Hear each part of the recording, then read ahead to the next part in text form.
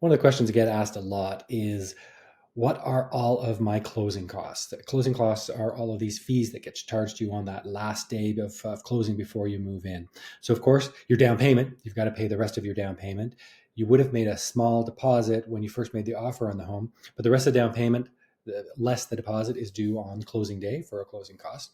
And of course, you're going to be working with a lawyer. So they got to pay the lawyer. You got to pay their fees, their disbursements as well. So if they did any couriers or they bought title to see if there was liens or mortgages on the property, they might buy a couple of those. So you have to pay for those fees as well. And your lawyer is actually going to encourage you to buy title insurance. If you're getting a mortgage in Ontario, you almost always have to get title insurance now. That's the most common.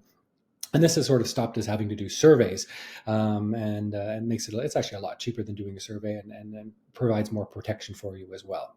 The big one of all of those would be land transfer tax. Now, if you're a first-time home buyer, never owned a home anywhere in the world, Ontario has a $4,000 rebate per person buying that, but otherwise you're going to have a nice little tax to pay the government in there.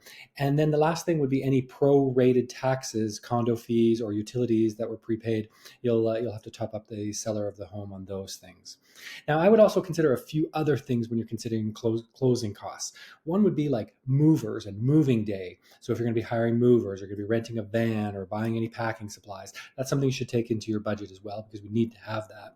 And then there's some settling in costs as well. So you'll want to hire a locksmith, change the locks, set up all the utility accounts. Everyone's going to charge you $20 or something to set up the electricity or the water accounts. So there'll be a little fee to get that going.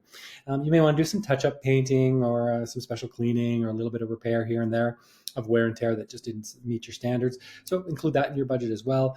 Buying new furniture, you probably got a bigger place than what you were renting before. So look at some furniture costs as well. And then if there's any landscaping that needs to be taken care of.